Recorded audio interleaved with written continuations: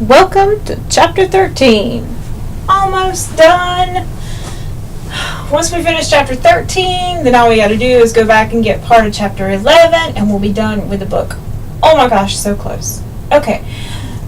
Today we're going to talk about quadratic equations. These are what quadratic equations look like. They should look familiar. We've been working with them, things that look like them, since Chapter 7. And when we did those in Chapter 7, we would end up factoring those. And I don't know if you remember or not, but sometimes the A was big, and sometimes the C was big, and sometimes you just didn't know what went into what. And wouldn't life be easier if there was just another way to do it other than factoring? There is. Yay! So that's what we're going to talk about during Chapter 13, the other ways that you can do it other than factoring. Today we're going to talk about it when they are with perfect squares. In other words, when there is no bx term in there. It's just the ax squared and the c.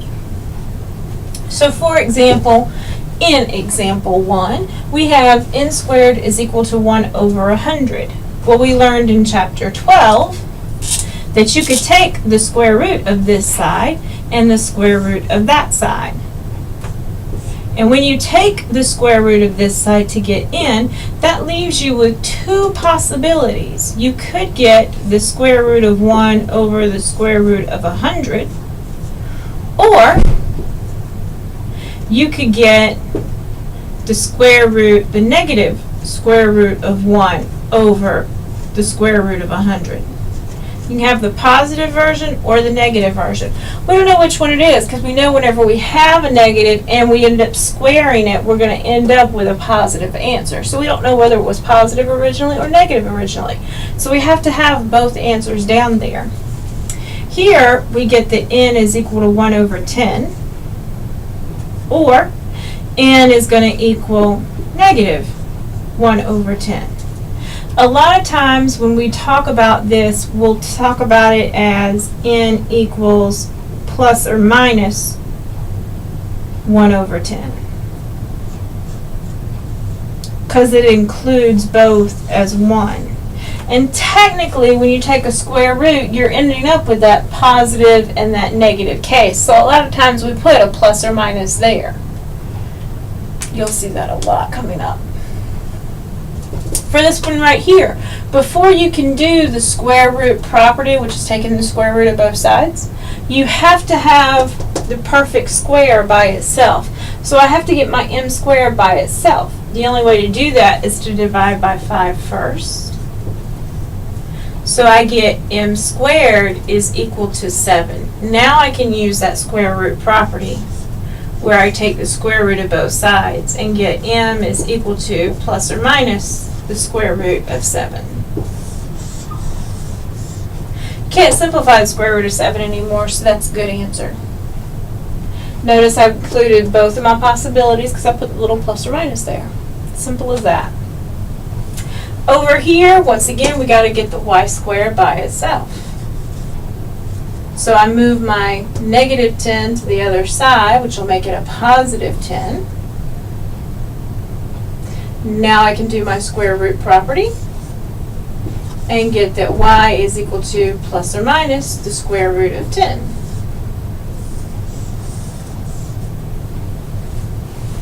I know what you're thinking.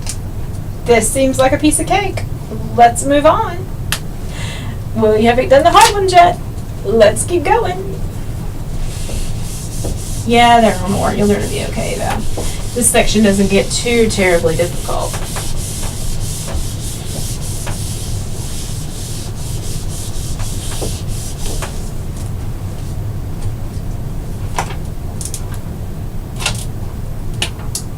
Example 4.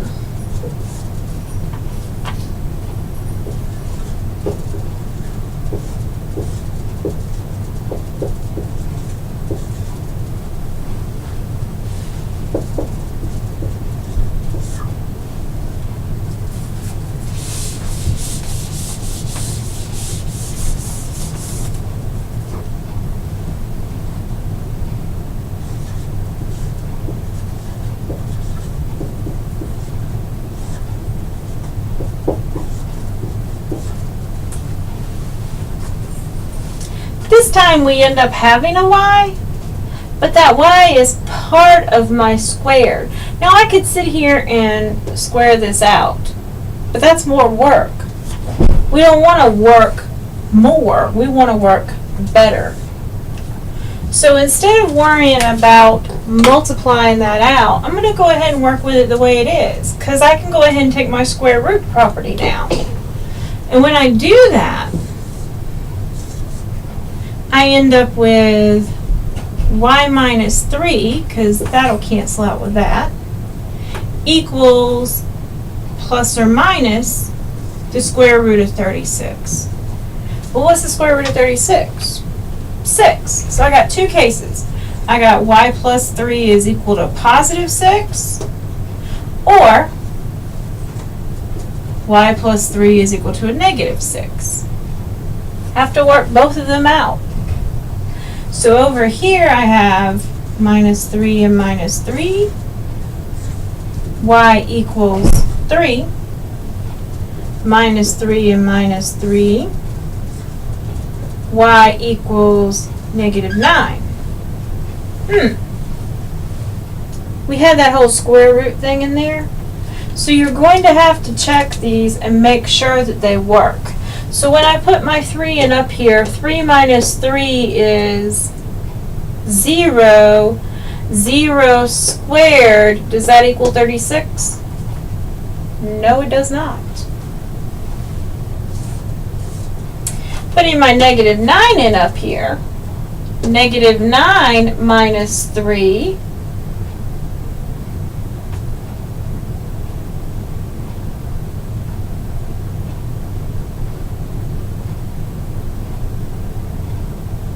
making sure I haven't done anything wrong.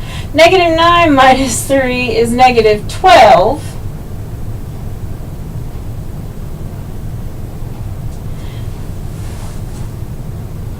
Really?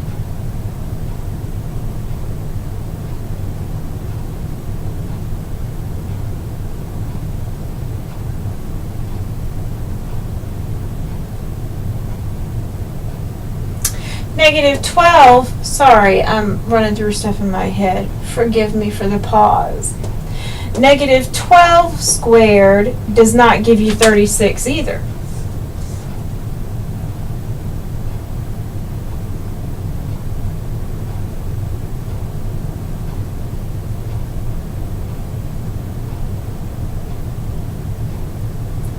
This is what's wrong.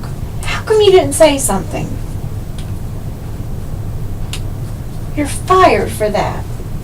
You let me write it down twice, too. You didn't say anything. Not a thing. So that's what happens when we make these careless errors. I make them too. Just like that. So these were supposed to be minus 3's. Go ahead and fix what you wrote down if you wrote it down differently. So I would add 3 to both sides. That's why you check your work. Y equals 9, or plus 3 and plus 3. Y equals negative 3. Plugging 9 in. 9 minus 3 is 6. 6 squared really is 36. This one is good. Over here, plugging in negative 3, and negative 3 give me a negative 6. Negative 6 squared does give me 36. So this one is good. Both check out. I'm just saying, you could have said something earlier. Okay, on to this one over here.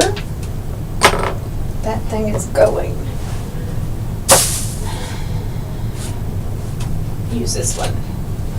Same kind of idea. We have a perfect square here. We got this whole square root property we can use, but I've got to get the perfect square by itself before I can use my square root property. So I need to divide both sides by 6 to get rid of that. That gives me 3y plus 2 squared is equal to 4. Now I can do my square root property. And we end up with 3y plus 2 is equal to plus or minus 2. So I have 3y plus 2 is equal to 2, or 3y plus 2 is equal to negative 2. And I double checked that was the same thing, just saying. So, subtract 2 from both sides. 3y is equal to 0. That's your mom. I'm going to put you fit. Not your mom. Okay. Divide both sides by 3. Y equals 0. Over here, subtract 2 from both sides. 3y is equal to negative 4. Divide both sides by 3. Y equals negative 4 over 3. Now we have to plug them in. Remember, you're plugging into the original equation, not into all this other stuff we've got written down. So, trying 0. 0 times 3 is 0, plus 2 is 2. 2 squared is 4. 4 times 6 really is 24. 0 works. Plugging in negative 4 over 3. Negative 4 over 3 times 3 gives me negative 4, plus 2 gives me negative 2. Negative 2 squared gives me a positive 4. 4 times 6 really is 24. So it works too. Yay. Now you're thinking, okay, those are the hard ones. Now we can get to classwork and homework. No. These are the medium ones. And while you did excellent on the medium ones, maybe better than I did, we really do need to do a hard one.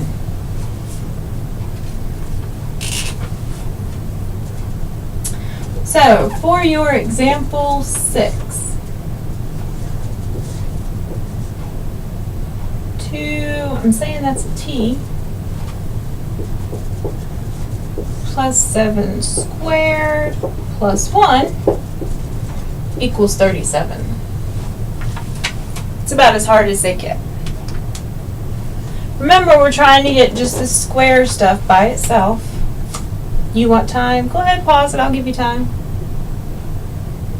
Remember, we're just trying to get the square stuff by itself. So I'll subtract 1 from both sides. Get all this stuff over here. Is equal to 37. Divide, 36. Sorry. You gotta actually do the subtraction, Joannis. Divide both sides by 3.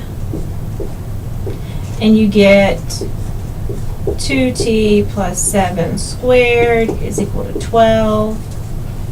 Now you get to take the square root of both sides. So you have 2t plus 7 is equal to the square root of 12, or 2t plus 7 equals the negative square root of 12. What? You thought I was kidding, didn't you? Minus 7 minus 7. 2t equals negative 7. I'm going to write it in front. I'll explain why later. Plus the square root of 12. And then divide both sides by 2. And we get that t is equal to negative 7 plus 2 square roots of 3 over 2. I just simplified my 12. Over here, we get minus 7 and minus 7. So 2t equals negative 7 minus the square root of 12 divided by 2 divided by 2. So t is equal to negative 7 minus the square root of 12. Oh, sorry. Go ahead and change that. Minus 2 square roots of 3 over 2. Guess what we get to do now? Yep. Have to plug it in and see if it works. I'm actually going to write this check out. just to make sure you understand what I'm doing. So give me a second to make some room.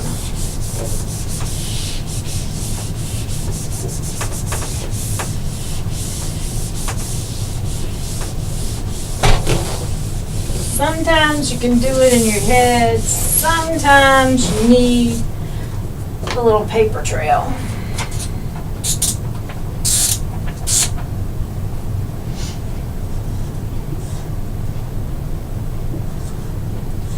Two times -7 plus 2 square roots of 3 over 2 plus 7 squared plus 1 is equal to 37. Okay, so when I do this, these 2's cancel out. And that leaves me with -7 plus 2 square roots of 3. Sorry. Because that took care of this parentheses. Plus 7 squared plus 1 is equal to 37.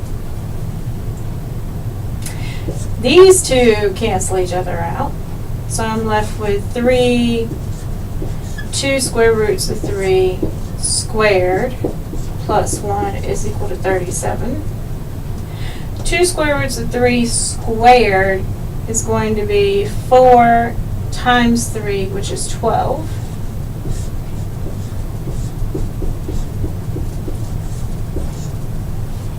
And we're good. So that's 36, gives you 37 equals 37.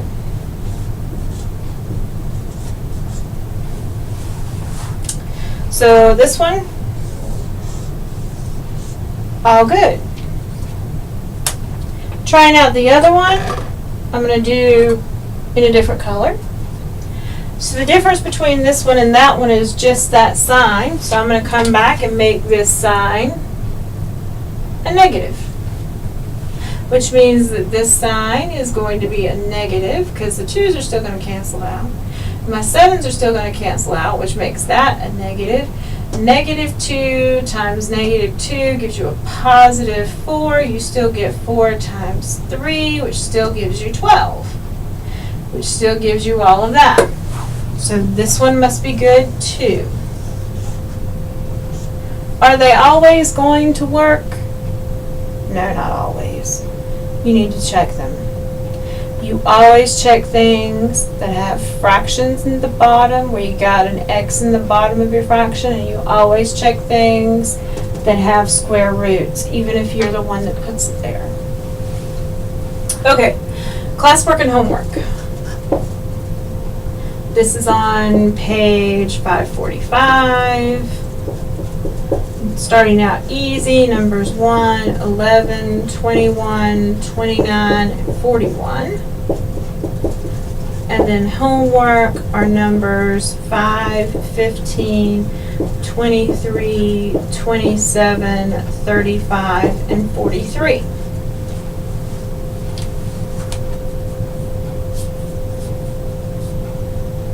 There you go. We made it through it. I was wondering sometimes if it was going to happen or not, but we did it. Okay. I will see you when I see you. You'll see me later. Okay, bye.